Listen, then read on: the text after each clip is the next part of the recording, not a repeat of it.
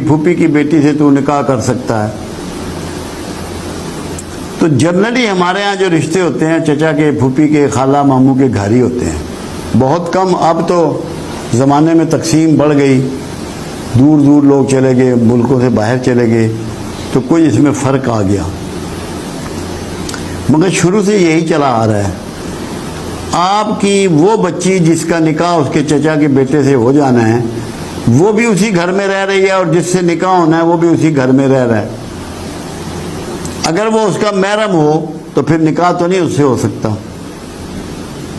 اس کا مطلب ہے کہ وہ دونوں بچے، بیٹی بھی اور بیٹا بھی، ایک دوسرے کے لیے نامحرم ہیں۔